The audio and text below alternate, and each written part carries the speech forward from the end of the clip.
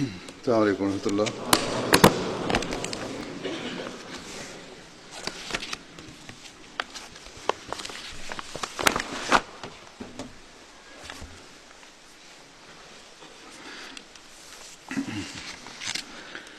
أشهد أن لا إله إلا الله أشهد أن لا إله إلا الله وحده لا شريك له وأشهد أن محمدا عبده ورسوله. أما بعد فأعوذ بالله من الشيطان الرجيم. بسم الله الرحمن الرحيم.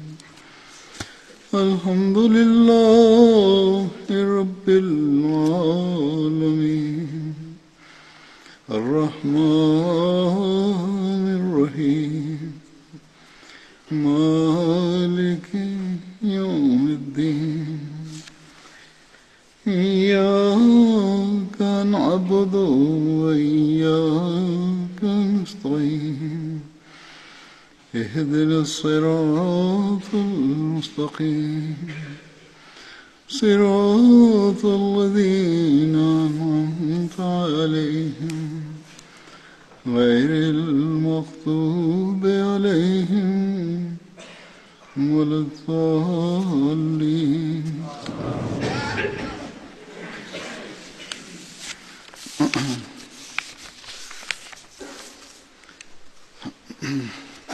گزشتہ خطبے میں نے حضرت عثمان بن مظعون کے متعلق بیان کرتے ہوئے اس بات پر اپنی بات ختم کی تھی کہ آپ جنت البقیع میں مدفون ہونے والے پہلے شخص تھے. جنت البقیع کی بنیاد اور ابتدا کے بارے میں جو تفسیر ملی ہے وہ اس طرح ہے کہ حضرت صلی اللہ علیہ وسلم کے مدینہ میں ورود کے بعد وہاں بہت سے قبرستان تھے. یہودیوں کے اپنے قبرستان ہوا کرتے تھے، جبکہ عربوں کے مختلف قبائل کے اپنے اپنے قبرستان تھے. مدینہ طیبہ چونکہ اس وقت مختلف علاقوں میں بٹا ہوا تھا، اس لیے ہر قبیلہ اپنے ہی علاقے میں کھلی جگہ پر اپنی میتوں کو دفنا دیتا تھا. قباء کا الگ قبرستان تھا جو زیادہ مشہور تھا، گو کہ وہاں چھوٹے چھوٹے کئی اور قبرستان بھی تھے. قبیلہ بنو ظفر کا اپنا قبرستان تھا اور بنو سلمہ کا اپنا الگ قبرستان تھا. دیگر قبرستانوں میں بنو سعادہ کا قبرستان تھا، جس کی جگہ بعد میں سوق النبی قائم ہوا، جس جگہ پر مسجد نبی تعمیر ہوئی. وہاں بھی کھجوروں کے جھنڈ میں چند مشرکین کی قبریں تھیں. ان تمام قبرستانوں میں بقیع الغرقد سب سے پرانا اور مشہور قبرستان تھا، اور پھر جب رسول اللہ صلی اللہ علیہ وسلم نے اسے مسلمانوں کے قبرستان کے لیے منتخب کر لیا تو اس کے بعد سے آج تک اسے ایک منفرد اور ممتاز حیثیت حاصل رہی ہے جو ہمیشہ رہے گی. حضرت عبید اللہ بن ابی رافع سے مروی ہے کہ رسول اللہ صلی اللہ علیہ وسلم کسی ایسی جگہ کی تلاش میں تھے جہاں صرف مسلمانوں کی قبریں ہوں، اور اس غرض سے حضرت صلی اللہ علیہ وسلم نے مختلف جگہوں کو ملاحظہ فرمایا، دیکھا جا کے. یہ فخر بقیع الغرقد کے حصے میں لکھا تھا. رسالت مآب صلی اللہ علیہ وسلم نے ارشاد فرمایا کہ مجھے حکم ہوا ہے کہ میں اس جگہ کو یعنی بقیع الغرقد کو منتخب کر لوں. اسے اس دور میں بقیع الخبخبہ کہا جاتا تھا. اس میں بے شمار غرقد کے درخت اور خودرو جھاڑیاں ہوا کرتی تھیں. مچھروں اور دیگر حشرات الارض کی بھرمار تھی اس جگہ پہ، اور مچھر جب اٹھتے تھے اس جگہ گند کی وجہ سے یا جنگل کی وجہ سے تو ایسا لگتا تھا کہ دھوئیں کے بادل چھا گئے ہوں۔ وہاں سب سے پہلے جن کو دفن کیا گیا وہ جیسا کہ ذکر ہو چکا ہے وہ حضرت عثمان بن مظعون تھے۔ رسول اللہ صلی اللہ علیہ وسلم نے ان کی قبر کے سرحانے ایک پتھر نشانے کے طور پر رکھ دیا اور فرمایا یہ ہمارے پیش رو ہیں۔ ان کے بعد جب بھی کسی کی فوتیدگی ہوتی تو لوگ حضرت صلی اللہ علیہ وسلم سے پوچھتے کہ انہیں کہاں دفن کیا جائے، تو آپ صلی اللہ علیہ وسلم فرماتے کہ ہمارے پیش رو عثمان بن مظعون کے قریب۔ بقیع عربی میں ایسی جگہ کہتے ہیں جہاں درختوں کی بہتات ہو، بہت زیادہ درخت ہوں۔ مدینہ طیبہ میں اس مقام کو بقیع الغرقد کے نام سے جانا جانے لگا کیونکہ وہاں غرقد کے درختوں کی بہتات تھی۔ اس کے علاوہ وہاں دیگر خضرا صحرائی جھاڑیاں بھی تھیں بہت زیادہ تعداد میں۔ اسے جنت البقیع بھی کہا جاتا ہے۔ جنت کا لفظ کا عربی میں ایک مطلب ہے باغ یا فردوس، اس لیے یہ جگہ زیادہ تر اجمی زائرین میں جنت البقیع کے نام سے جانی جاتی ہے۔ عبدالحمید قادری صاحب انہوں نے یہ تفسیر لکھی ہے۔ پھر کہتے ہیں کہ ہمیں یہ نہیں بھولنا چاہیے کہ عرب عموماً اپنے مقابر اور قبرستانوں کو جنت ہی کہہ کر پکارتے ہیں۔ اس کا ایک نام مقابر البقیع بھی ہے جو عرابیوں میں زیادہ مشہور ہے، جو دور سے صحرا کے رہنے والے تھے، گاؤں کے رہنے والے تھے، ان میں یہ زیادہ مشہور ہے۔ حضرت سالم بن عبداللہ اپنے والد سے روایت کرتے ہیں کہ جب کوئی فوت ہو جاتا تو رسول اللہ صلی اللہ علیہ وسلم فرماتے اس کو آگے ہمارے گئے ہوئے بندوں کے پاس بھیج دو، عثمان بن مظعون میری امت کا کیا ہی اچھا پیش رو تھا۔ حضرت ابن عباس سے روایت ہے کہ جب حضرت عثمان کی وفات ہوئی تو رسول اللہ صلی اللہ علیہ وسلم ان کی نعش کے پاس آئے، آپ ان پر 3 بار جھکے اور سر اٹھایا اور بلند آواز سے فرمایا اے ابو صاحب اللہ تم سے درگزر کرے، تم دنیا سے اس حال میں گئے کہ دنیا کی کسی چیز سے آلودہ نہیں ہوئے۔ حضرت عائشہ بیان کرتی ہیں کہ حضور صلی اللہ علیہ وسلم نے حضرت عثمان بن مظعون کی نعش کو بوسہ دیا جبکہ آپ رو رہے تھے۔ رسول اللہ صلی اللہ علیہ وسلم رو رہے تھے اور آپ کی دونوں آنکھیں اشک بار تھیں۔ حضرت عائشہ بیان کرتی ہیں کہ حضور نے حضرت عثمان کی وفات کے بعد آپ کو بوسہ دیا۔ کہتی ہیں کہ میں نے دیکھا کہ رسول اللہ صلی اللہ علیہ وسلم کے آنسو حضرت عثمان کے رخسان پر بہہ رہے تھے، اتنے زیادہ تھے کہ وہ پھر بہہ کر حضرت عثمان کے رخسانوں پر بھی گرنے لگے آنسو۔ جب رسول اللہ صلی اللہ علیہ وسلم کے بیٹے ابراہیم نے وفات پائی تو رسول اللہ صلی اللہ علیہ وسلم نے فرمایا الحق بالسلف صالح عثمان بن مظعون، یعنی سلف صالح عثمان بن مظعون سے جا کر مل جاؤ۔ حضرت عثمان بن عفان سے روایت ہے کہ نبی کریم صلی اللہ علیہ وسلم نے حضرت عثمان بن مظعون کی نماز جنازہ پڑھائی اور اس پر 4 تکبیرات کہیں۔ بعض لوگ کہتے ہیں کہ 3 سے زیادہ نہیں ہو سکتی، 4 تکبیرات بھی ہو سکتی ہیں۔ مطلب بن بیان کرتے ہیں کہ جب حضرت عثمان بن مظعون کی وفات ہوئی ان کا جنازہ نکالا گیا، پھر ان کو دفن کیا گیا تو نبی کریم صلی اللہ علیہ وسلم نے ایک آدمی کو حکم دیا کہ وہ ایک پتھر لائے۔ وہ پتھر نہ اٹھا سکا، بڑا بھاری پتھر تھا، تو رسول اللہ صلی اللہ علیہ وسلم اس کی طرف کھڑے ہوئے، ادھر گئے۔ آپ نے اپنے دونوں ہاتھ دونوں بازوؤں سے کپڑا اوپر کیا، آستینیں چڑھائیں، اپنے بازو کی قمیض کی آستینیں چڑھائیں۔ مطلب نے کہا، جس نے یہ واقعہ رسول اللہ صلی اللہ علیہ وسلم سے روایت کیا ہے، اس نے کہا کہ گویا میں اب بھی رسول اللہ صلی اللہ علیہ وسلم کے دونوں بازوؤں کی سفیدی دیکھ رہا ہوں۔ ابھی مجھے واقعہ بڑی اچھی طرح یاد ہے، اور یہ خوبصورت بازو تھے حضور صلی اللہ علیہ وسلم کے، ان کی سفیدی مجھے نظر آ رہی جب آپ نے ان سے کپڑا ہٹایا تھا، آستینیں چڑھائی تھی، پھر آپ نے وہ پتھر اٹھایا اور اسے حضرت عثمان بن مظعون کے سرانے رکھ دیا اور فرمایا میں اس نشانی کے ذریعے اپنے بھائی کی قبر پہچان لوں گا، اور میرے اہل میں سے جو وفات پائے گا اسے میں اس کے پاس دفن کروں گا۔ سنن نبی داؤد کا یہ حوالہ ہے۔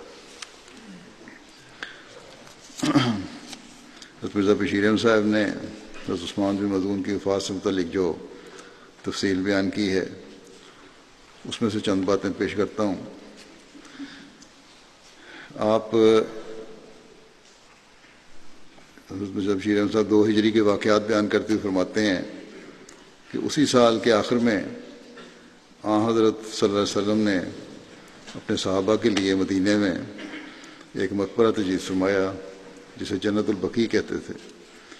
اس کے بعد صحابہ عموماً اس مقبرے میں دفن ہوتے تھے۔ سب سے پہلے صحابی جو اس مقبرے میں دفن ہوئے تھے وہ عثمان بن مظعون تھے۔ عثمان بہت ابتدائی مسلمانوں میں سے تھے، نہایت نیک اور عابد اور صوفی منش آدمی تھے۔ مسلمان ہونے کے بعد ایک دفعہ انہوں نے حضرت صلی اللہ علیہ وسلم سے عرض کیا کہ مجھے اجازت فرمائیں تو میں چاہتا ہوں کہ بالکل تارک دنیا ہو کر اور بیوی بچوں سے علیحدگی اختیار کر کے اپنی زندگی خالصتاً عبادت الہی کے لیے وقف کر دوں، مگر آپ نے اس کی اجازت نہیں دی۔ اس کی تفصیل بھی میں گزشتہ خطبے میں بیان کر چکا ہوں۔ بہرحال عثمان بن مظعون کی وفات کا حضرت صلی اللہ علیہ وسلم کو، پھر یہ آگے مرزا بشیر احمد صاحب لکھتے ہیں کہ عثمان بن مظعون کی وفات کا حضرت صلی اللہ علیہ وسلم کو بہت صدمہ ہوا، اور روایت آتی ہے کہ وفات کے بعد آپ نے ان کی پیشانی پر بوسہ دیا اور اس وقت آپ کی آنکھیں پرنم تھیں۔ ان کو دفنائے جانے کے بعد آپ نے صلی اللہ علیہ وسلم نے ان کی قبر کے سہارے ایک پتھر بطور علامت نصب کروایا، اور پھر آپ کبھی کبھی جنت البقیع میں جا کر ان کے لیے دعا فرمایا کرتے تھے۔ عثمان پہلے مہاجر تھے جو مدینہ میں فوت ہوئے۔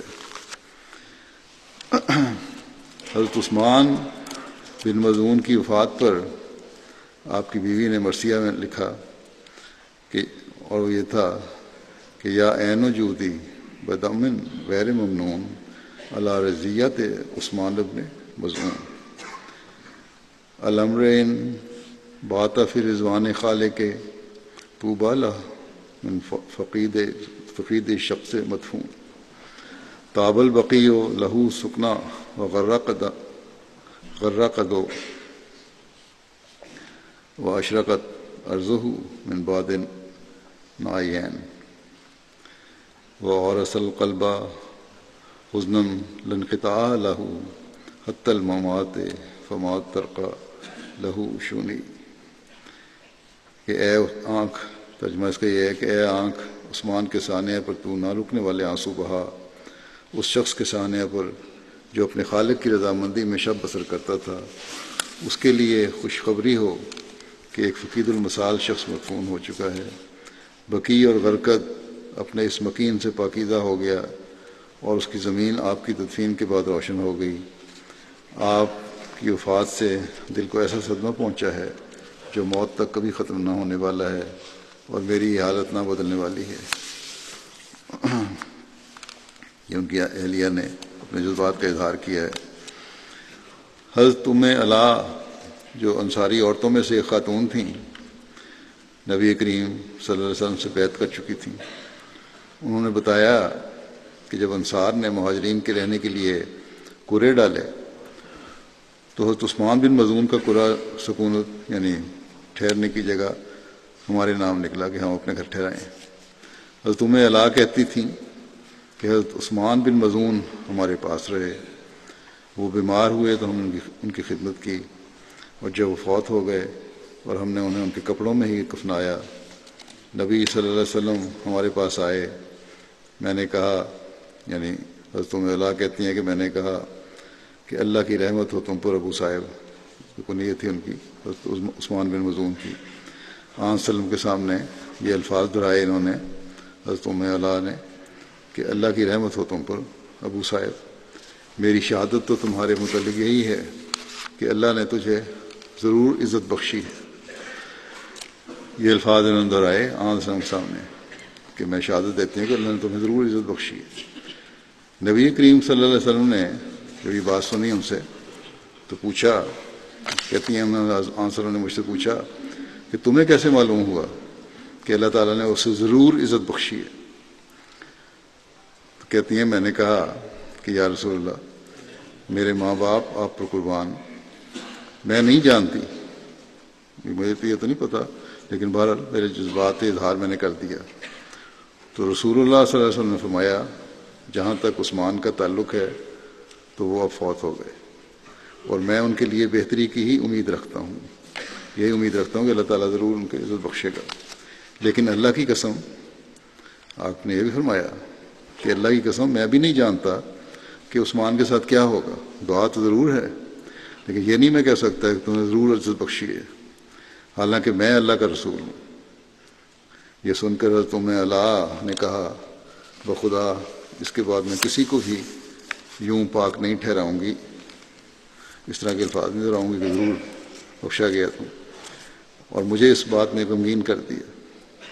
کہتی تھیں کہ میں سو گئی، اسی غم میں سو گئی، میں تعلق تھا ایک خاص، جذبات بھی تھے۔ تو بہرحال کہتی ہیں میں جب سوئی رات کو تو مجھے خواب میں حضرت عثمان کا ایک چشمہ دکھایا گیا جو بہہ رہا تھا، ایک چشمہ تھا پانی کا، وہ بہہ رہا تھا، اور یہ دکھایا کہ یہ حضرت عثمان کا چشمہ ہے۔ اس خواب کے دیکھنے کے بعد کہتی ہیں میں پھر رسول اللہ صلی اللہ علیہ وسلم کے پاس آئی اور میں نے آپ کو بتایا کہ میں نے اس طرح خواب دیکھی ہے۔ تو آپ نے فرمایا یہ اس کے عمل ہے، یہ چشمہ جو بہہ رہا تھا وہ اب اللہ تعالیٰ نے تمہیں دکھا دیا کہ وہ جنت میں ہے، اور یہ اس کے عمل ہیں جو جس کے چشمے اب بہہ رہے ہیں وہاں۔ بس یہ بھی حضرت صلی اللہ علیہ وسلم کی تربیت کا ایک طریق تھا کہ یوں ہی اتنے وثوق سے اللہ تعالیٰ کی بخشش کے بارے میں شہادت نہ دے دیا کرو۔ ہاں جب خواب میں حضرت عثمان بن مظعون کے اعلیٰ اعمال ایک چشمے کی صورت میں حضرت ام علا کو دکھائے گئے تو حضرت صلی اللہ علیہ وسلم نے اس کی تصدیق فرمائی، ورنہ حضرت صلی اللہ علیہ وسلم تو جانتے تھے کہ ان بدری صحابہ سے خدا تعالیٰ راضی ہوا ہے، اور خود حضرت صلی اللہ علیہ وسلم کی دعائیں اور آپ کے متعلق جو حضرت صلی اللہ علیہ وسلم نے اپنے جذبات کا اظہار فرمایا وہ واضح کرتا ہے کہ آپ کو ان کے بارے میں یقین تھا کہ اللہ تعالیٰ وہ دعائیں سنے گا اور اللہ تعالیٰ کا قرب پانے والے ہوں گے وہ، لیکن پھر بھی آپ نے کہا تم شہادت نہیں دے سکتے کسی کے بارے میں۔ مسند احمد بن حنبل میں یہ مضمون کچھ اس طرح بیان ہے کہ خارجہ بن زید اپنی والدہ سے روایت کرتے ہیں کہ انہوں نے کہا کہ حضرت عثمان بن مظعون کی جب وفات ہوئی تو خارجہ بن زید کی والدہ نے کہا ابو صاحب تم پاک ہو، تمہارے اچھے دن بہت اچھے تھے۔ نبی صلی اللہ علیہ وسلم نے اس کو سن لیا اور فرمایا یہ کون ہے؟ انہوں نے کہا میں رسول اللہ صلی اللہ علیہ وسلم۔ فرمایا تمہیں کیا چیز بتاتی ہے؟ کہ میں نے عرض کیا کہ یا رسول اللہ صلی اللہ علیہ وسلم عثمان بن مظعون یعنی ان کے عمل اور ان کی باتیں ایسی تھیں، یہی چیزیں مجھے ظاہر کرتی ہیں کہ ضرور اللہ تعالیٰ نے ان سے مغفرت کا سلوک کر دیا، بخش دیا۔ رسول اللہ صلی اللہ علیہ وسلم نے فرمایا عثمان بن مظعون ہم نے اس میں بھلائی کے سوا کچھ نہیں دیکھا۔ یقیناً عثمان بن مظعون ایسا شخص تھا کہ بھلائی کے سوا میں نے کچھ نہیں دیکھا اس میں، لیکن ساتھ ہی فرمایا آپ نے اور یہ بھی یاد رکھو کہ میں اللہ کا رسول ہوں، لیکن بخدا میں بھی نہیں جانتا کہ میرے ساتھ کیا کیا جائے گا۔ حضرت صلی اللہ علیہ وسلم سے بڑھ کر تو خدا تعالیٰ کا کوئی محبوب نہیں، آپ حبیب خدا ہیں، لیکن اللہ تعالیٰ کی بے نیازی اور اس کے خوف اور خشیت کا یہ عالم ہے کہ اپنے بارے میں فرماتے ہیں کہ مجھے نہیں پتا کہ میرے ساتھ کیا کیا جائے گا۔ بس ہمارے لیے کس قدر خوف کا مقام ہے اور کس قدر ہمیں فکر ہونی چاہیے کہ نیک اعمال کریں، خدا تعالیٰ کی عبادت کی طرف توجہ کریں، اور اس سے ہمیشہ اس کے باوجود اس بات پہ فخر نہیں بلکہ عاجزی میں بڑھتے چلے جائیں، اور ہمیشہ اللہ تعالیٰ کا رحم اور اس کے فضل کی بھیک مانگتے رہیں کہ وہ اپنے رحم اور فضل سے ہمیں بخش دے۔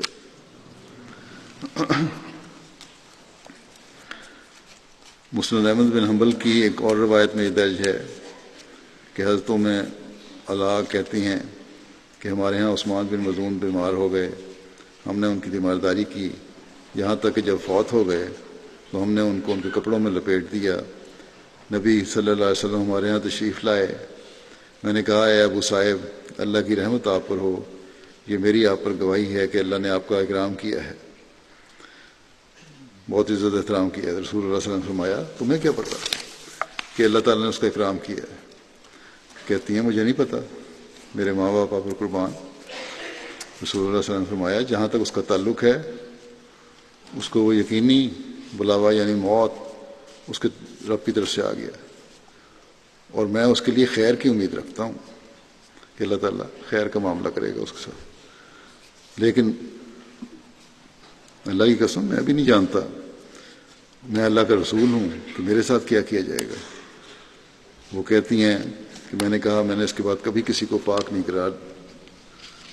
میں اس کے بعد کسی کو پاک نہیں قرار دوں گی، لیکن اس کے بعد اس بات نے مجھے غمگین کیا، پھر اسی خواب کا ذکر کیا، پھر آن صلی اللہ خواب سنائی، تو پہلی دو مختلف کتابوں میں حدیثوں میں اس واقعے کو لکھا گیا ہے۔ اللہ تعالیٰ ان کے درجات تو بلند کاری کیے ہی ہیں، صلی اللہ علیہ وسلم کی دعائیں بھی تھیں، اور ہمیشہ بلند فرماتا جائے، اور وہ نیک نمونے ہم لوگ بھی اپنے اندر قائم کرنے والے ہوں۔ اگلے صحابی جو ہیں جن کا ذکر ہوگا وہ حضرت وہب بن سعد بن ابی سر۔ حضرت وہب کے والد کا نام سعد تھا، ان کا تعلق قبیلہ بنو عامر بن لوئی سے تھا۔ آپ عبداللہ بن سعد بن ابی سر کے بھائی تھے۔ آپ کی والدہ کا نام مہانہ بنت جابر تھا جو اشری قبیلہ سے تھی۔ حضرت وہب کا بھائی عبداللہ بن سعد بن ابی سر وہی کاتب وہی تھا جس نے ارتداد اختیار کر لیا تھا۔ اس کے بارے میں ان کے بھائی کے بارے میں حضرت مسلم موعود نے اس کی واقعے کی تفصیل اس طرح بیان کی ہے کہ رسول کریم صلی اللہ علیہ وسلم کا ایک کاتب وہی تھا جس کا نام عبداللہ بن ابی سر تھا، اور سیرت الحلبیہ میں لکھا ہے کہ یہ حضرت عثمان بن عفان کا رضائی بھائی تھا۔ بہرحال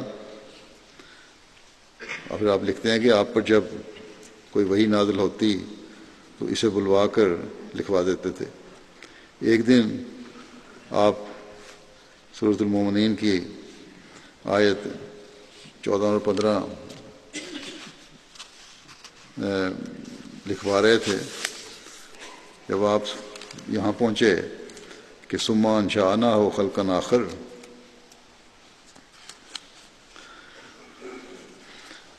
تو اس کے منہ سے جو کاتب وحی جو تھا اس کے منہ سے بے اختیار نکل گیا کہ فتبارک اللہ احسن الخالقین۔ سورۃ المومنون کی آیت 15 میں اس کا ذکر ہے۔ رسول اللہ صلی اللہ علیہ وسلم نے فرمایا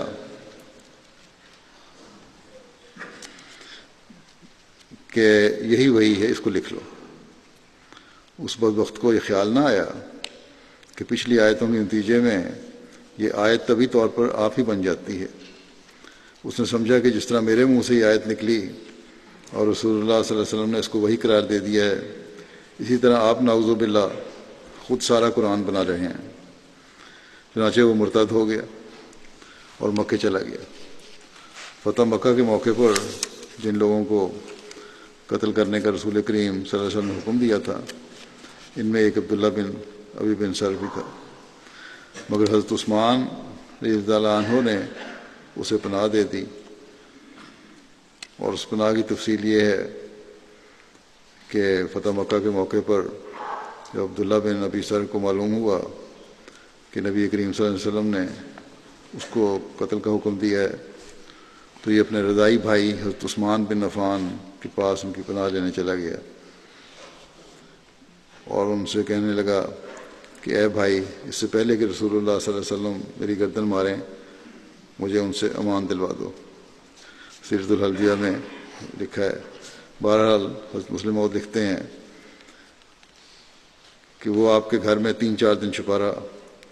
ایک دن جب کہ حضرت رسول کریم صلی اللہ علیہ وسلم مکہ کے لوگوں سے بیعت لے رہے تھے تو حضرت عثمان رضی اللہ تعالیٰ عنہ عبداللہ بن ابی سر کو بھی آپ کی خدمت میں لے گئے اور اس کی بیعت قبول کرنے کی درخواست کی۔ رسول کریم صلی اللہ علیہ وسلم نے پہلے تو کچھ دیر تامل فرمایا، مگر پھر آپ نے اس کی بیعت لے لی اور اس طرح دوبارہ اس نے اسلام قبول کر لیا۔ اور بھی اس کے بہت ساری باتیں تھیں جس کی وجہ سے یہ حکم دیا گیا تھا، فتنہ اور فساد کی وجہ سے بھی، بھڑکانے کی وجہ سے۔ صرف ایک ہی وجہ نہیں تھی کہ مرتد ہو گیا تھا اس لیے قتل کا حکم دے دیا۔ عاصم بن عمر بیان کرتے ہیں کہ جب حضرت وہب نے مکہ سے مدینہ کی طرف ہجرت کی تو آپ نے حضرت کلثوم بن ہدم کے ہاں قیام کیا۔ حضرت رسول اللہ صلی اللہ علیہ وسلم نے حضرت وہب اور حضرت سوید بن عمر کے درمیان عقد مواخات قائم فرمایا۔ آپ دونوں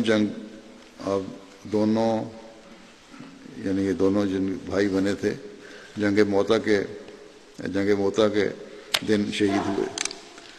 حضرت وہب غزوہ بدر، احد، خندق اور حدیبیہ اور خیبر میں شریک ہوئے اور آپ جمادی الاولیٰ 8 ہجری میں جنگ موتا میں شہید ہوئے۔ شہادت کے روز آپ کی عمر 40 سال تھی۔ جنگ موتا کیا تھی، اس کے ثواب کیا تھے، اس کا طبقات الکبریٰ میں کچھ ذکر ہے۔ یہ جنگ جمادی الاولیٰ سن 8 ہجری میں ہوئی۔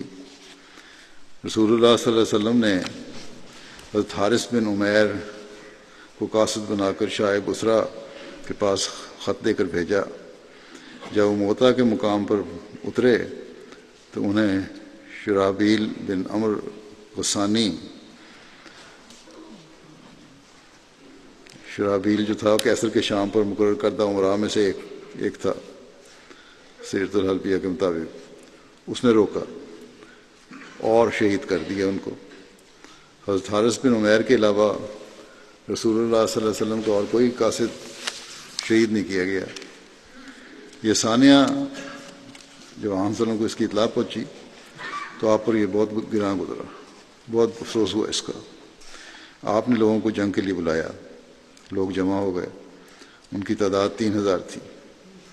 حضرت صلی اللہ علیہ وسلم نے فرمایا کہ ان سب کے امیر حضرت زید بن حارثہ ہیں، اور ایک سفید جھنڈا تیار کر کے حضرت زید کو دیتے ہوئے نصیحت کی کہ حضرت حارث بن عمیر جہاں شہید کیے گئے ہیں وہاں پہنچ کر لوگوں کو اسلام کی دعوت دیں، اگر وہ قبول کر لیں تو ٹھیک ہے، نہیں تو ان کے خلاف اللہ تعالیٰ سے مدد مانگیں اور ان سے جنگ کریں۔ تو حضرت وہاب بھی اس میں شامل تھے جنگ میں۔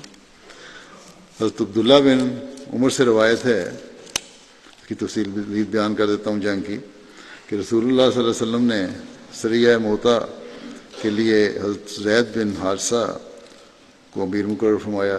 پھر رسول اللہ صلی اللہ علیہ وسلم نے فرمایا کہ اگر زید شہید ہو جائیں تو جعفر امیر ہوں گے، اور اگر جعفر بھی شہید ہو جائیں تو عبداللہ بن رواحہ تمہارے امیر ہوں گے۔ اس لشکر کو جیش عمراء بھی کہتے تھے۔ ایک یہودی جو قریب ہی تھا، اس کی تفصیل میں مسلموں نے اتنا لکھا ہے کہ ایک روایت میں یہ بھی ہے کہ وہاں قریب ایک یہودی بھی بیٹھا تھا اس وقت۔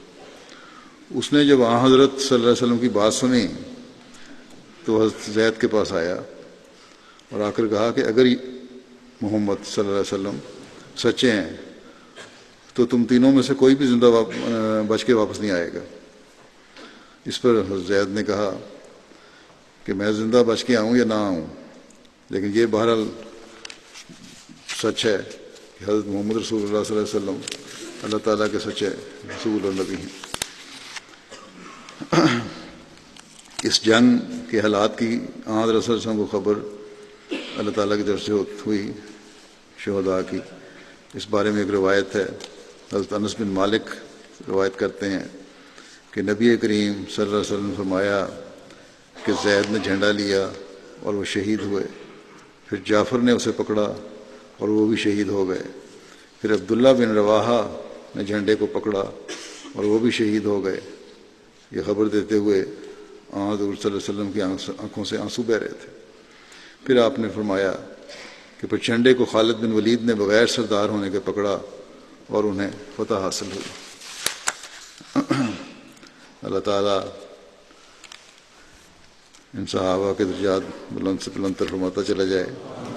ان کے ذکر کے بعد اب میں بعض مرحومین کا ذکر کروں گا جن کا جنازہ بھی پڑھاؤں گا. پہلا ذکر تو ہے مکرم ملک محمد اکرم صاحب کا جو مربی سلسلہ تھے اور 25 اپریل کو کل مانچسٹر میں ان کی وفات ہوئی ہے. انا للہ و انا الیہ راجعون. ان کا جنازہ یہاں حاضر ہے اور نماز کے بعد ان کا جنازہ پڑھاؤں گا میں انشاءاللہ تعالیٰ باہر جا کے. 2 فروری 1947 کو یہ ملک وال ضلع گجرات میں پیدا ہوئے تھے اور 1961 میں انہوں نے خود بیعت کی, جماعت میں شامل ہوئے. ان کے بڑے بھائی پہلے احمدی تھے ماسٹر اعظم صاحب, انہوں نے بھی خود بیعت کی تھی. ان کے ذریعے سے یہ بیعت کرتے. انہوں نے ایک مضمون لکھا تھا, مجھے یاد ہے, اس میں یہ لکھا تھا کہ میں ربوہ تعلیم حاصل کرنے کے لیے آیا اور پھر اس کے بعد بیعت بھی کر لی اور ربوہ کے ماحول سے متاثر ہوا. بہرحال 1962 میں انہوں نے اپنے آپ کو بیعت کے بعد جماعت کے لیے وقف کیا. BA کرنے کے بعد شاہد اور ربی فاضل کی ڈگری انہوں نے حاصل کی. ان کا تقرر 1971 میں بطور مدربی سلسلہ ہوا. خلیفہ مسیح ثالث نے ان کا نکاح 1977 میں امت الکریم صاحبہ جو مولوی عبدالبشار عبدالغفور صاحب کی بیٹی ہیں ان سے پڑھایا. یہ پاکستان میں مختلف علاقوں میں اور پھر بیرونی ممالک میں بھی خدمت کی توفیق پاتے رہے. UK میں آکسفورڈ, مانچسٹر, گلاسگو اور کارڈف کے جماعتوں میں 30 سال تک خدمت کی توفیق ملی. ان کا کل عرصہ خدمت 48 سال بنتا ہے. UK میں بھی نائب جلسہ کا رہے کئی سال. یہ 71 سے 72 تک 73 تک یہ پاکستان میں مختلف جگہوں پہ رہے. پھر 73 سے 77 تک گیمبیا میں رہے. پھر دوبارہ 77 سے 79 تک کراچی پاکستان میں رہے. پھر 79 سے 80 تک ربوہ میں مرکز میں وکالت تبشیر میں رہے. 80 سے 83 تک نائجیریا مشنری کالج لارو کے پرنسپل رہے. پھر یہ واپس ربوہ آئے اور 89 تک 89 تک 89 تک یہ ربوہ میں رہے. 89 سے پھر یہ 2018 تک UK میں خدمت کی توفیق پاتے رہے اور اپنی بیماری کی وجہ سے نہیں, پہلے تو یہ اپنی عمر کے لحاظ سے 2007 میں ریٹائر ہوئے, فروری 2007 میں. اس کے بعد دوبارہ ری امپلائی ہوئے اور 2018 تک ان کو توفیق ملتی رہی خدمت کی. گزشتہ دنوں بیماری کی وجہ سے پھر ان کو وقف زندگی تو وقف ہی رہتا ہے, لیکن باہر ایکٹیو خدمت سے انجام نہیں دے سکے اور اس طرح ان کی ریٹائرمنٹ ہوئی تھی. لیکن ہم یہی کہہ سکتے ہیں کہ چند مہینے ہی انہوں نے اس طرح بغیر باقاعدہ خدمت کے گزارے اور ایک لحاظ سے خدمت کرتے ہوئے انہوں نے اپنی جان دی. امیر صاحب UK لکھتے ہیں کہ بڑے محنتی اور اطاعت گزار تھے. مزاج بہت متحمل تھا. جو بھی جماعتی خدمت ان کے سپرد کی جاتی بڑی محنت اور دیانتداری کے ساتھ انجام دیتے اور رپورٹ بھی کرنے کی عادت تھی ان کو, فوری طور پہ پھر رپورٹ کرتے. مسجد مانچسٹر میں تعینات تھے تو مسجد دارالامان کی تعمیر ہوئی ہے. ملک صاحب نے مسجد کے لیے فنڈ اکٹھا کرنے میں بہت فعال کردار ادا کیا ہے. عبد المجید راشد صاحب کہتے ہیں کہ اکرم صاحب بہت اچھے اخلاق اور خوبیوں کے مالک تھے. بہت نیک, دیانتدار, نہایت مخلص فدائی احمدی تھے. پرجوش مبلغ, ذمہ داری سے کام کرنے والے, خلافت کی اطاعت میں بہت اعلیٰ مقام رکھنے والے خادم سلسلہ تھے۔ مجید سیال کوٹی صاحب لکھتے ہیں کہ بے شمار خوبیوں کے مالک تھے، سب سے نمایاں یہ کہ وہ خلافت اور خلافت کے وفاشار خادم تھے، خلافت کے وفاشار خادم تھے۔ تبلیغ کا ان کو شوق بہت زیادہ تھا، اور جب پڑھتے تھے اس وقت بھی سیال کوٹی صاحب کہتے ہیں کہ ہمارے طالب علم کے زمانے میں چھٹیوں میں ہمارے گاؤں ایک دفعہ آئے، پھر وہاں بھی انہوں نے کہا تبلیغ کریں، اور پھر تبلیغ میں مصروف ہو گئے، اور خدام انصار کے تحت خدمت کرنے کے لیے اپنی چھٹیاں جو تھیں، رخصتیں، ان کو وقف کیا ہوا تھا۔ اور ہمیشہ بڑی اطاعت سے زندگی گزاری۔ اسلم خالد صاحب جو پرائیویٹ سیکٹری لندن میں خدمت انجام دے رہے ہیں، وہ کہتے ہیں میرے یہ عزیز رشتہ دار بھی بن گئے بعد میں، ان کی شادی کی وجہ سے سسرالی رشتہ دار تھے۔ پھر یہ لکھتے ہیں کہ جہاں جہاں آپ کی تقرری ہوئی بڑے پیار سے احباب جماعت کو دل جیتے، اور بیماری میں بھی جہاں جہاں خدمت کی، خاص طور پر مانچسٹر کے احباب کو بڑی محبت سے ذکر کیا کرتے تھے۔ جماعت کے بچوں سے بھی، نوجوانوں سے بڑا شفقت کا اور تعلق تھا۔ اس کی ایک مثال دیتے ہوئے کہتے ہیں اسلم خالد صاحب نے مجھے بتایا کہ وہ بچے جو اب جوان ہو چکے ہیں اور ان کی شادیاں ہو چکی ہیں، ان میں سے ایک بچے نے جس شادی کے بعد جب پہلا بچہ پیدا ہوا تو رات کو 2:30-3 بجے مجھے فون کر کے بتایا کہ مربی صاحب میرے ہاں بیٹا پیدا ہوا ہے۔ کہتے ہیں پہلے اکرم صاحب کہتے ہیں مجھے دل میں خیال آیا کہ یہ اطلاع دینے کا کون سا وقت ہے رات کو، صبح بھی بتا سکتا تھا، لیکن اس بچے کی جو محبت تھی اپنے مشرعی سے، مبلغ سے، تربیت کرنے والے سے، کہتے ہیں کہ وہ اگلے فکرے میں اس نے میرا منہ بند کروا دیا، اور اس لڑکے نے کہا کہ مربی صاحب میں نے یہ عہد کیا تھا کہ جب بھی اللہ تعالیٰ مجھے بچہ دے گا تو سب سے پہلے آپ کو بتاؤں گا، اب آپ کو بتا دیا، اب اپنے والد کو اطلاع کروں گا۔ تو یہ پیار تھا، محبت تھی لوگوں کا بھی ان کے ساتھ اور ان کا جماعت کے لوگوں کے ساتھ۔ اللہ تعالیٰ ان کی درجات بلند فرماتا چلا جائے، مغفرت فرمائے، ان کے لوائقین کو صبر اور حوصلہ عطا فرمائے۔ دوسرا، یہ تو ان کا تو جنازہ حاضر ہے، میں باہر جا کے جیسا کہ میں نے کہا پڑھاؤں گا ابھی نماز کے بعد۔ دوسرا جنازہ غائب ہے جو چودھری عبدالشکور صاحب مبلغ سلسلہ کا ہے۔ یہ چودھری عبدالعزیز صاحب سیال کوٹی کے بیٹے تھے۔ 12 اپریل کو ان کی وفات ہوئی ہے، انا للہ و انا الیہ راجعون۔ یہ 10 نومبر 1935 کو پیدا ہوئے تھے، پیدائشی احمدی تھے۔ ان کے دادا نے 1901 میں بیعت کی تھی۔ مکرم عبدالشکور صاحب نے ایف اے کیا، پھر شاہد کیا، مولوی فضل کیا، اور جون 1956 میں زندگی وقف کی۔ اس سے قبل ریلوے ڈویژن میں بطور ٹائپسٹ کلرک کام کر رہے تھے۔ 1962 میں مولوی فاضل کا امتحان پاس کیا، اور 1963 میں جامعہ احمدیہ سے شاہد کا امتحان پاس کیا۔ جولائی 1963 سے آپ کا تقرر وکالت مال ثانی میں ہوا، پھر ربا کے مختلف دفاتر میں خدمات انجام دیتے رہے۔ 64 میں تبلیغ اسلام کی غرض سے سیرالیون بھجوایا گیا۔ نومبر 68 میں تک وہاں خدمت کی توفیق پائی۔ دسمبر 70 سے دسمبر 73 تک گانا میں رہے۔ 75 سے 1978 تک گیمبیا میں رہے۔ فروری 1980 سے اپریل 1986 تک لائبیریا میں خدمت کی توفیق پائی۔ ان ممالک میں موصوف نے بطور امیر اور مشرعی انچارج خدمت کی توفیق پائی۔ 1990 میں آپ کو تقرر نائب وکیل تبشیر کے طور پر ہوا۔ نائب وکیل المال ثالث، سیکرٹری کمیٹی آبادی، نائب وکیل المال ثانی کے طور پر خدمت بجا لاتے رہے، اور 1995 میں ریٹائرمنٹ کے بعد 2004 تک بطور ری امپلائی امپلائی خدمت کی توفیق پائی. آنکھوں میں تکلیف کی وجہ سے، کالے موتیے کی وجہ سے پھر 2004 میں یہ ریٹائر ہوئے تھے. ان کے بیٹے ڈاکٹر عبدالصبور صاحب جو امریکہ میں رہتے ہیں کہتے ہیں کہ میرے والد نہایت سادہ اور محنتی تھے. ہمیں لائبیریا میں بطور امیر مشین انچارج ان کو تبلیغی اور تربیتی کاموں میں مصروف عمل دیکھنے کا موقع ملا.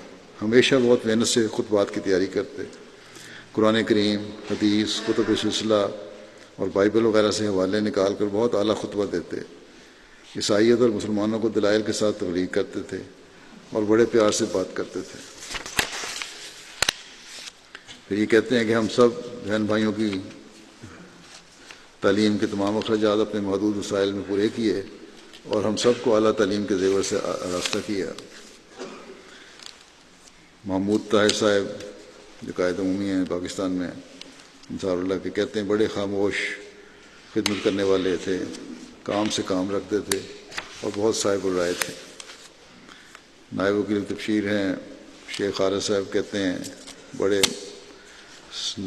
منکسر المزاج تھے، شریف النفس تھے، نفیس طبیعت کے مالک تھے، خلافت اور سلسلہ کے نہایت وفادار و فدائی تھے.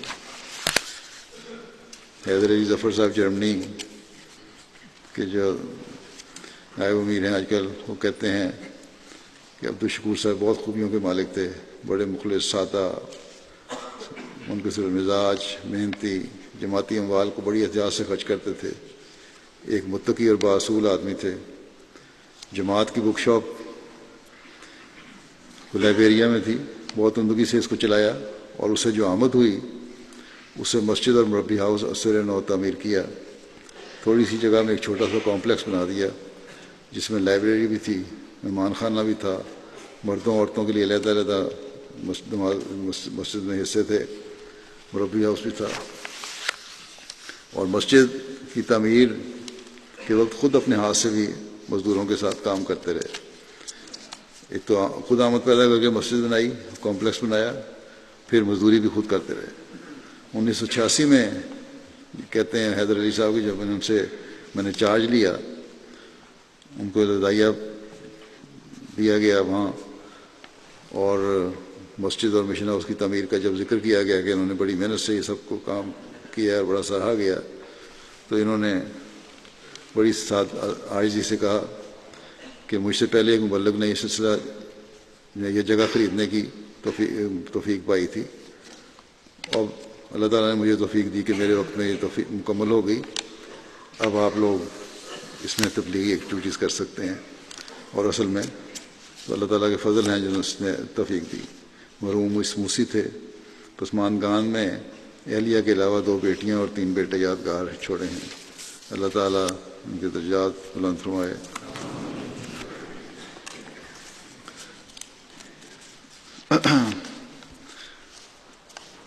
تیسرا جنازہ جو غائب ہے وہ ہے مکرم ملک صالح محمد صاحب مولم وقف جدید کا. یہ بھی 21 اپریل 2019 کو بقضاء الہی وفات پا گئے تھے. انا للہ و انا الیہ راجعون. ان کے پڑنانا ملک اللہ بخش صاحب حضرت مسیح علیہ السلام کے صحابی تھے، جنہوں نے چاند سورج گرہن کا نشان دیکھ کر لودھرا سے پیدل قادیان جا کر حضرت مسیح علیہ السلام کے ہاتھ پر بیعت کرنے کی سعادت حاصل کی تھی. ان کے والد مکرم غلام محمد صاحب سلسلہ کے ابتدائی معلمین میں سے تھے. ان کے والد بھی معلم تھے. یہ 1959 میں ان کی پیدائش ہوئی تھی. 76 میں انہوں نے جامعہ احمدیہ میں داخلہ لینے کی کوشش کی، لیکن عمر زیادہ ہو گئی تھی، داخلہ نہیں مل سکا. چنانچہ کوٹری میں ایک مل میں ملازمت اختیار کر لی. تو ان کے بیٹے لکھتے ہیں کہ میرے دادا ملک غلام محمد صاحب جو معلم تھے وہ ان سے ملنے گئے کوٹری، تو وہاں کا ماحول اچھا نہیں لگا. انہوں نے فوراً ہدایت ان کو کی کہ نوکری چھوڑ دیں اور وقف کے تحت معلم بن کے اپنی زندگی وقف کریں. چنانچہ یہ نوکری چھوڑ کر آ گئے. اس وقت ان کی شادی بھی ہو چکی تھی. وہاں نوکری میں ان کو 450 روپے اس زمانے میں تنخواہ ملتی تھی، اور معلم کلاس انہوں نے آ کے شامل ہوئے. اس کے بعد معلم بنے، جہاں جماعت کی طرف سے 135 روپے گزارا الاؤنس ہوتا تھا، لیکن اس اس پر بھی ان کو یہ تھا کہ مجھے یہ بہت بڑا اعزاز ہے جو مجھے اللہ تعالیٰ خدمت دین کی توفیق دے رہا ہے۔ 1/4 تقریباً سمجھ لیں یا 1/3 آمد پہ آ کے تو وقت شروع کیا، پہلے دنیا کما رہے تھے۔ نگر پارلیمنٹ کی تقرری 1979 میں ہوئی، بڑے مشکل حالات تھے۔ ان کے بیٹے لکھتے ہیں جو خود مربی سلسلہ ہیں کہ خاکسار کی والدہ بیان کرتے ہیں کہ جب ان کا نگر پارکر کے ایک گاؤں حباسر سینٹر میں تبادلہ ہوا تو وہاں ایک لمبے عرصے سے مولم ہاؤس بند پڑا تھا، گھر گر چکا تھا۔ چنانچہ والد صاحب کافی دور سے دن کو پانی اور مٹی لے کر آتے، کٹھے کرتے، اور رات کو دونوں میاں بیوی مل کر کچی اینٹیں بناتے، اور جب اینٹیں بن گئیں تو دونوں نے اپنی مدد آپ کے تحت رہائش کا انتظام کر لیا۔ اس جگہ رہنے کی کوئی جگہ نہیں تھی۔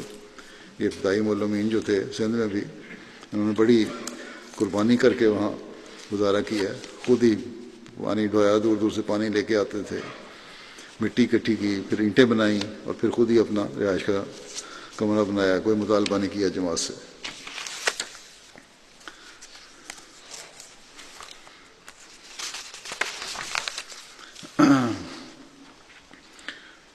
یہ لکھتے ہیں ان کے بیٹے ہی کہ نگر پارکر میں انہوں نے بتایا، نگر پارکر میں ان کے پاس سہولیات نہیں ہوتی تھیں، چنانچہ جب میٹنگ پر آتے تو اپنے لیے سارا مہینے کا راشن اور ہومیوپیتھی دوائیاں اور دیگر سامان لے کے آتے، کیوں ریموٹ ایریا میں رہتے تھے۔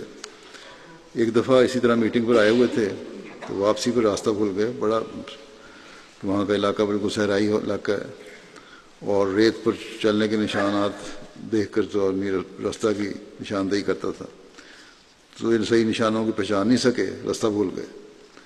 اور اس دوران میں ان کا پانی بھی ختم ہو گیا، بڑی گرمی ہوتی ہے سندھ میں، پیاس اور تھکاوٹ کی وجہ سے آخر بے ہوش ہو کے گر پڑے، اور وہیں گرے ہوئے تھے کہ اس دوران میں 2 آدمیوں کا اونٹ کے اوپر گزر ہوا وہاں سے، تو انہوں نے دیکھا کہ آدمی کو ریت پہ گرا ہوا ہے، اور جب ان کے پاس آئے تو پتہ چلا کہ یہی تو ڈاکٹر صاحب ہیں، کیونکہ نگر پارکر میں ہومیوپیتھی کی دوائیاں دیا کرتے تھے، اسے ڈاکٹر صاحب کے نام سے بھی مشہور ہو گئے تھے۔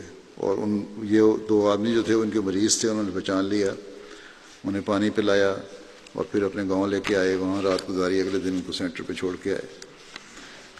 یہ لکھتے ہیں کہ اپنی اولاد کو نماز کی تلقین کیا کرتے تھے، باقاعدگی سے تہجد پڑھنے والے۔ جس دن فوت ہوئے اس دن بھی تہجد ادا کی اور والدہ کو بھی اٹھایا۔ نہایت خوش اخلاق اور لوگوں سے محبت کرنے والے تھے، کوئی برا بھی سلوک کرتا تو ہمیشہ صبر کرتے اور کبھی جواب نہیں دیتے تھے، اور لوگوں سے تعلقات بڑھانے میں بھی بڑے اچھے تھے اور کافی مشہور تھے۔ لوگ ان کے پاس بڑی ایمانداری کی وجہ سے ان کے پاس امانتیں بھی رکھوا دیا کرتے تھے۔ کوئی بھی خاندان میں کہتے ہیں رنجش ہوتی تو ہمیشہ صلح کروانے والے تھے۔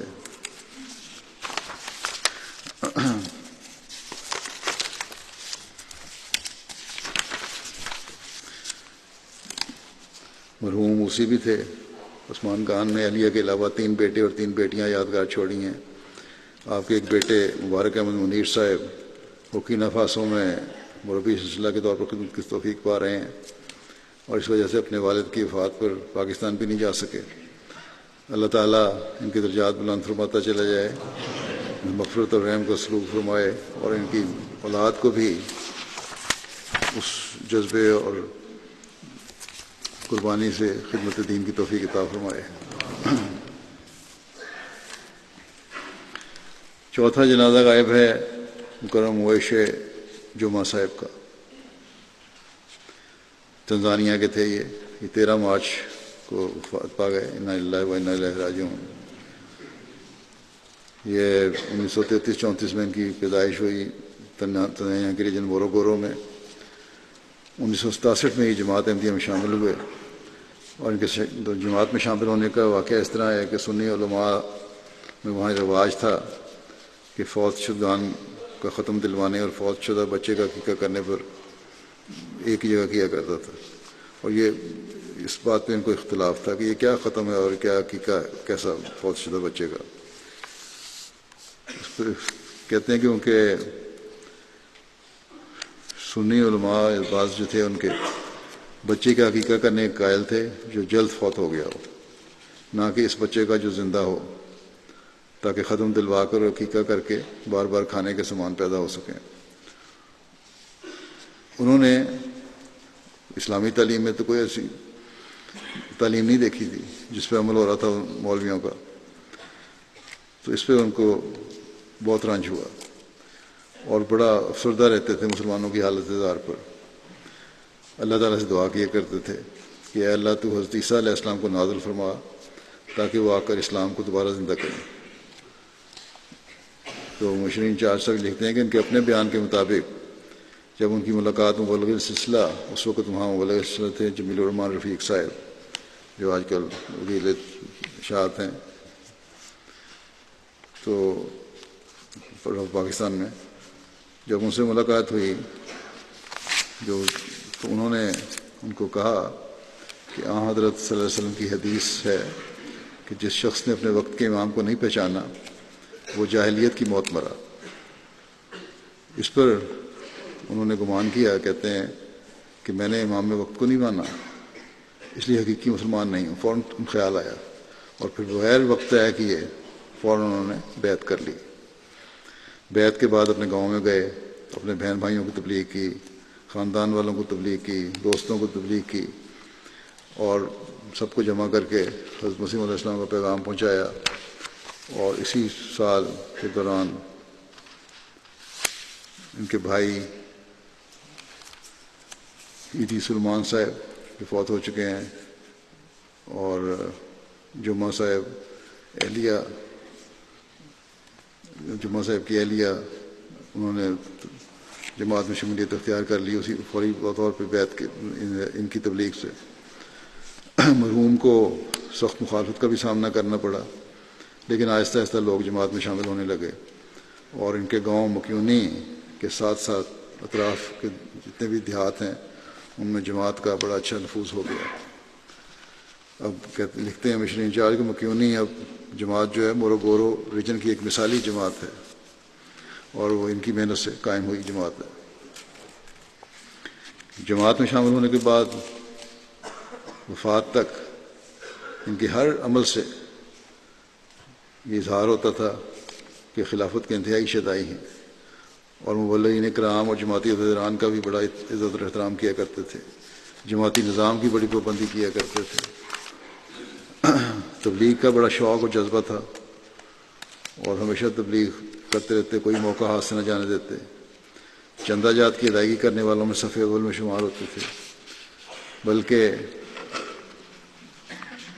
ہر وقت اسی فکر میں رہتے تھے کہ کوئی بھی آمد ہو تو چندہ دوں، اور یہ کہا کرتے تھے اس عارضی دنیا کی کوئی حیثیت نہیں ہے۔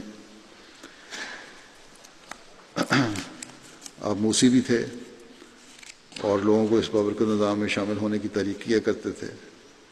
قیام نماز میں بھی اپنی مثال آپ تھے، 5 گانا نماز کا التزام خود کرتے، اپنے بچوں اور پوتوں پوتیوں اور نواسیوں کو بھی اس کا التزام کروانے کی نصیحت کی۔ تہجد بڑے شوق سے ادا کیا کرتے تھے۔ حضرت صلی اللہ علیہ وسلم کی دعائیں آپ کو بہت یاد تھیں۔ حضرت مسیح علیہ السلام کی کتب پڑھنے کا بھی بڑا شوق تھا۔ ان کے بیٹے شمون جمعہ صاحب جو استاد ہیں جامعہ احمدیہ تنزانیہ میں، کہتے ہیں کہ 1987 سے 1990 کے دوران ہم 3 بھائی جامعہ تنزانیہ میں پڑھتے تھے، وہ وشر کا کورس میں ہوتا ہے، اور مجھے یاد پڑتا ہے کہ ایک دفعہ چھٹیوں کے دوران ہم بھائیوں نے آپس میں یہ مشورہ کیا کہ ہم میں سے ایک بھائی جامعہ کی پڑھائی چھوڑ کر گھر واپس آ جائے اور والدین کا روزمرہ کے کاموں میں ہاتھ بٹائے، اور ہم نے اس بات کا ذکر اپنے والد صاحب سے کیا تو انہوں نے اسے سخت برا منایا۔ لکھتے ہیں یہ شمون جمعہ صاحب ان کے بیٹے کہ مجھے وہ دن نہیں بھولتا کہ والد صاحب میں بڑے جلال میں تھے اور انہوں نے ہمیں سمجھایا کہ اللہ پر توکل کرو اور جامعہ کی پڑھائی جاری رکھو اور پڑھائی بالکل نہیں چھوڑنی۔ جماعت کی خدمت کی ایک روح پھونکی انہوں نے اپنے 3 بچوں میں۔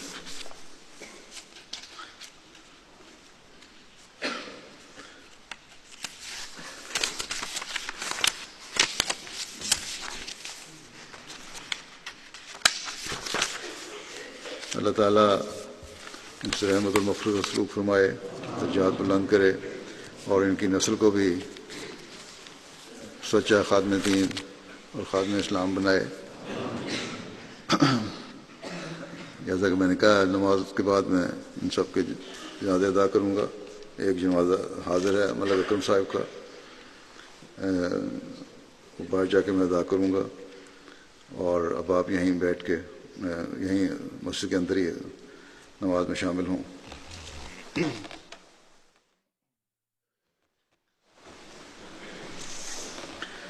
الحمد لله نحمده ونستعينه ونستغفره ونؤمن به ونتوكل عليه ونعوذ بالله من شرور أنفسنا ومن سيئات أعمالنا، من يهده الله فلا مضل له ومن يضلل فلا هادي له، ونشهد أن لا إله إلا الله ونشهد أن محمدا عبده ورسوله۔ عباد الله رحمكم الله، إن الله يأمر بالعدل والإحسان وإيتاء ذي القربى وينهى عن الفحشاء والمنكر والبغي، يعظكم لعلكم تذكرون۔ اذكروا الله يذكركم وادعوه يستجب لكم، ولذكر الله أكبر۔